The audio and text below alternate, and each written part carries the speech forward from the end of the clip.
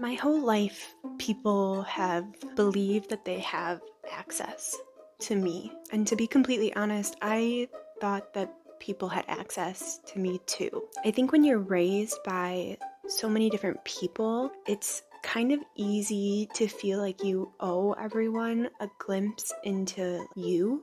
Everybody needs to know what's going on, what you're feeling, what have been your peaks and valleys recently. And I always believed that people were only asking for good intentions. Why would anybody ask for anything different?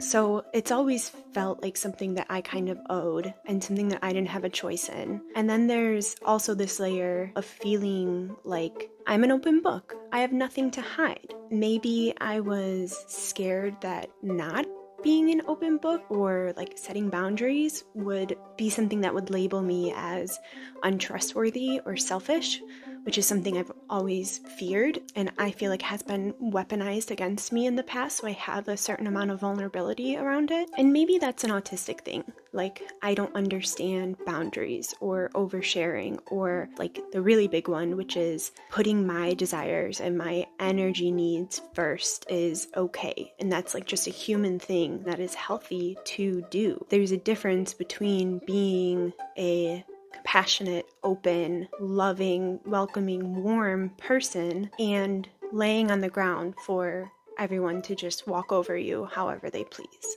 And something that I'm realizing lately is how I contributed to my overwhelm and my burnout by not setting boundaries, and how truly painful it is for me to do that now. So this is coming up because my birthday is coming up. It's normally a pretty tough time for me. All the relationships that I had growing up, especially the ones that I faked to survive, start to pop back up. So I've got family that I haven't really seen or talked to and who start to reach out for information about what my birthday plans are, or when can I see you for your birthday? What are you doing for your birthday? And this kind of leads me to do the mental gymnastics of figuring that out. I have to figure out what I want to do and how I can best balance all of the different people and parts of my family so that my birthday is as painless and quick as possible for me. Like, let's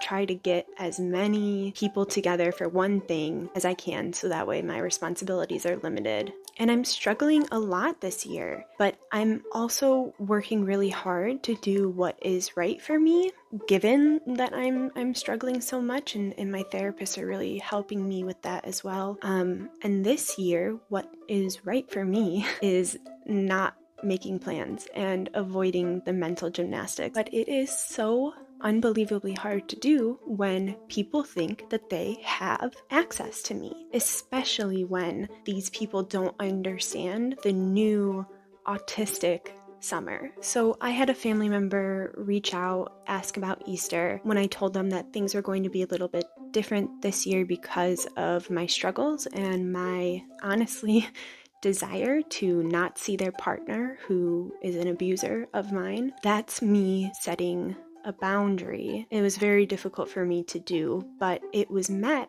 by guilt. It was met by, I figured that that's how that would be this year. I would have liked to see you too. And this led to me fawning, and my response of kind of tossing out this idea of like, well, maybe I can see you the last week of March as kind of like something else that we can do. But after a lot of thought and stress in this past week, I decided that I don't have the spoons to see this person this coming week. And I let them know that I didn't have the capacity, that stuff is just too much, and like I'm not going to have the energy and the ability to do that. And it made me really sick to say that and to like figure out how to say that, like genuinely feel sick. Like I was going to throw up, feelings of like elopement. I wanted to just like run and avoid this whole situation and just like have this not be something that is on my plate to do. And of course, I think given that like guilt was thrown around when I said Easter plans were changed, I also got a response of, oh, that's disappointing. I wanted to see you. I was looking forward to it.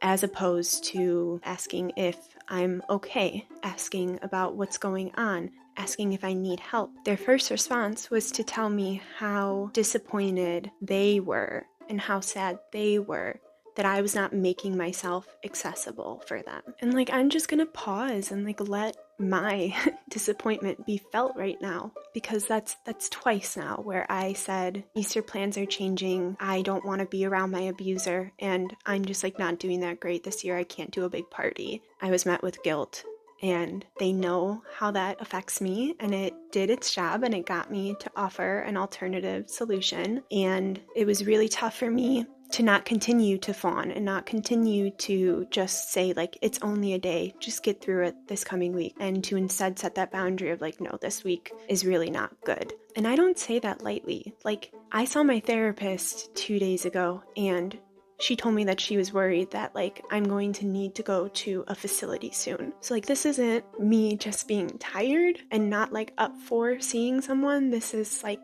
for my own health. I can't spread myself that thin.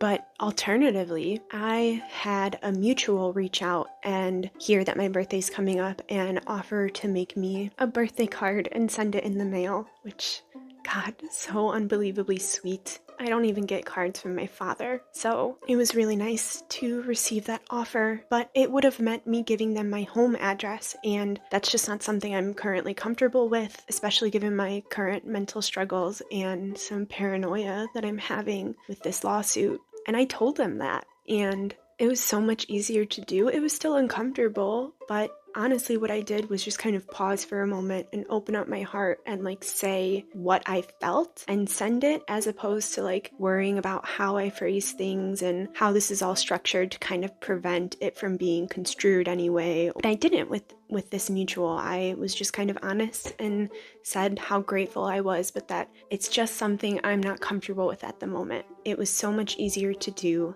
and I stopped for a little bit and I thought about why. Why is it easier for me to tell this person no and to say it in a way that like I want to say it and that's true and that isn't scripted? And the answer is definitely that this person feels safe to me. And like, their offer of the birthday card was for me. It was for me and for my happiness and not for them. And the other great thing is that their response was so understanding, and they offered an alternative solution that I might be more comfortable with. And they said genuinely kind words about being proud of me for knowing a boundary and knowing something that would make me uncomfortable and expressing it. And then they went on even further to just say nice things about me as a person and like show compassion for what I'm going through at the moment. I don't know, just establish that like I'm valuable to them, that they enjoy seeing my videos and interacting with me, and like that's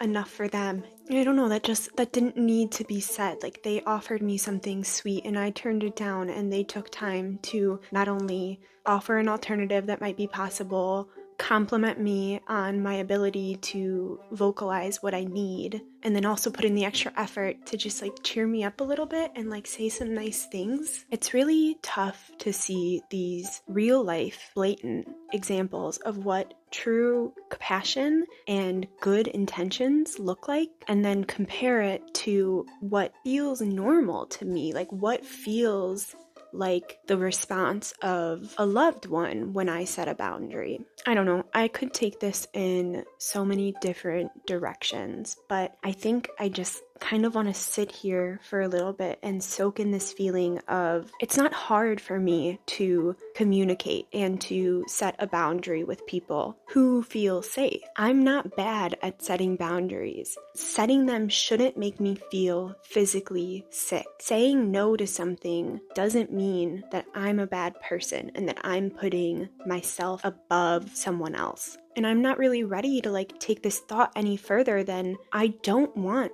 to be accessible. I want my needs and my struggles and my boundaries to be respected.